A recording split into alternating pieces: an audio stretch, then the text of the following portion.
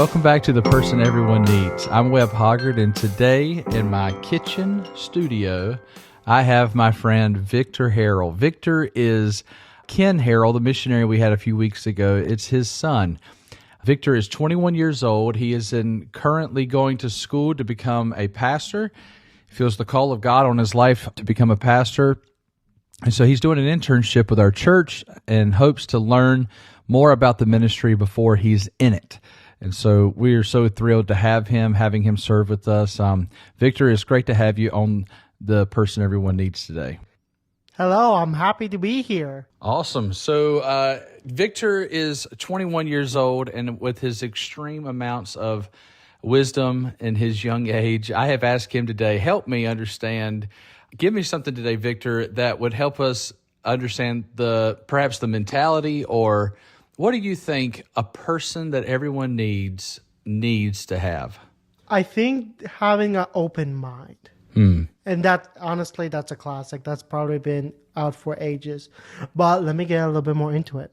So throughout our years, like from childhood all the way to growing up, especially teenager years, which those can be a struggle sometimes. Right. Yeah. We start making our perspective or our view of reality. Right. Where, we want to be secure. We want to know if we're correct or incorrect, if we're doing something good or something bad, and so on and so forth. And, that's good. That's a good thing. But over time, that reality becomes non-flexible. Okay. It becomes set. And some of you probably are wondering, why is that bad? Shouldn't you be grounded or something? Well, here's the issue. The issue is, just like every single person, you're not always right.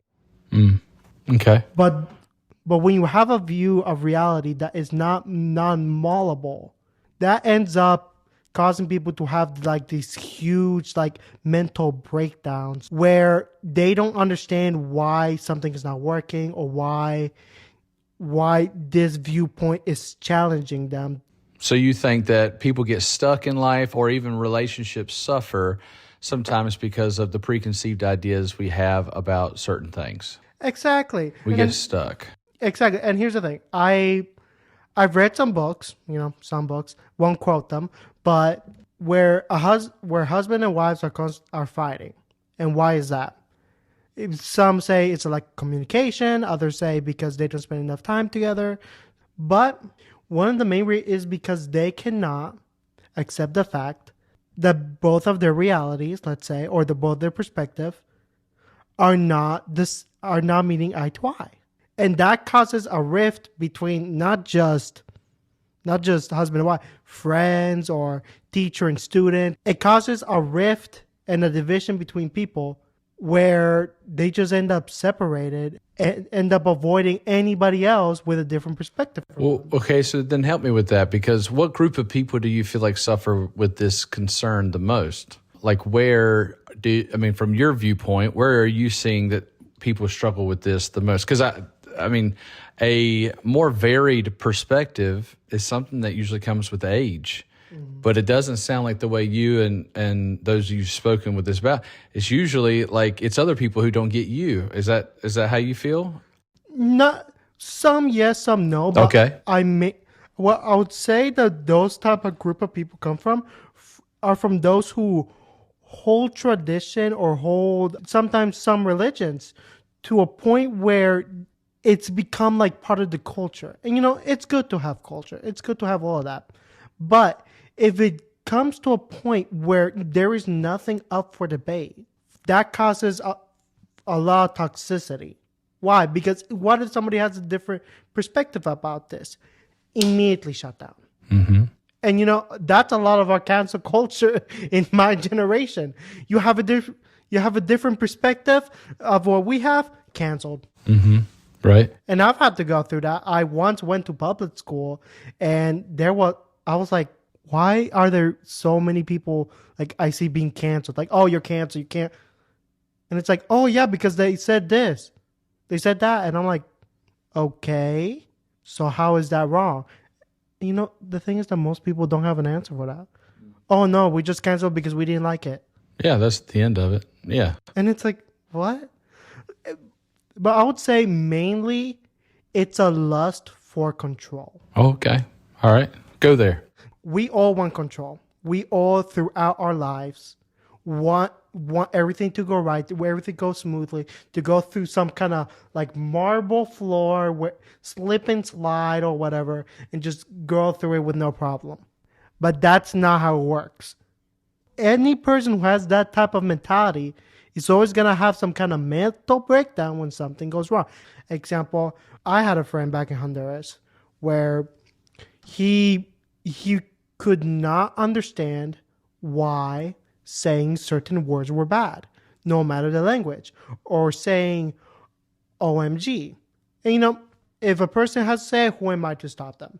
I personally don't, but the thing is that they claim to be a Christian. They claim to be that, and I'm like, not to be a stumbling block, but if you've been a Christian for a certain amount of years, shouldn't you know this? And I'm like, I'm just going to speak to them about it.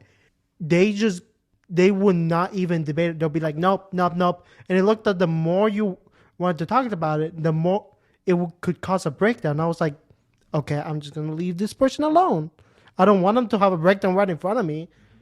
But those were one of the first instances where I was like, I cannot have a conversation with this person or else they're going to have a full-on breakdown just about talking about saying a simple phrase that, in my opinion, could be considered blasphemous. Okay. So, but in that, aren't you exercising some level of an attempt of control on them? I knew you were going to say that. You'll be surprised how many people actually tell me that when I talk about that.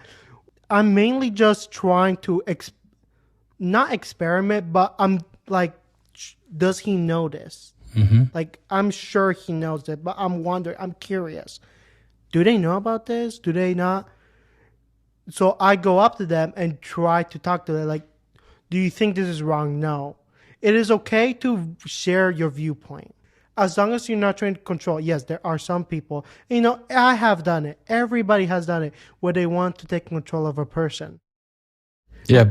But you also got to remind yourself, okay, if I'm going to talk to this person, I'm not going to do it out of control.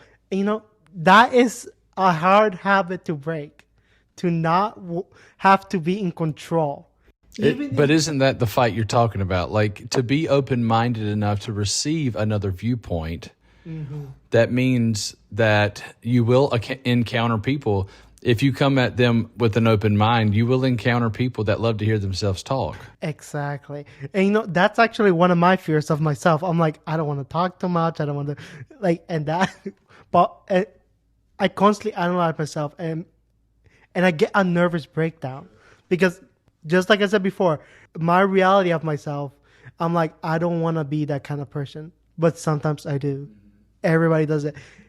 And I'll start getting nervous. I'll start getting like, oh my goodness, am I doing that? Am I doing that? But I also got to accept I'm not perfect. My viewpoints are not perfect. Give yourself a break. And I'm like, okay, I got to give myself a break. Right. Okay. But in the control part, as long as you are trying to be a curious person and like, let's say challenge is the best word I can find. Challenge a person's viewpoint. As long as you can tell that's the person who is also up for debate, then that's totally fine to share that kind of thing. As long as your intent isn't for control. Mm-hmm. And, I'm sure if you analyze yourself, you're gonna notice in how many things you want control. When you're on your phone, you want control of that phone. When you're driving a car, you want control of the car. And I mean, the car is reasonable. You don't want to die.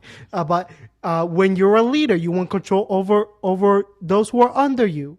Well, you're saying this thing as if there's a reason, like a problem with wanting control. Well. And I don't know that I agree that there's a problem with wanting control. So that's something. Well, I'm not asking you to change your opinion. In fact, I'm going to ask you.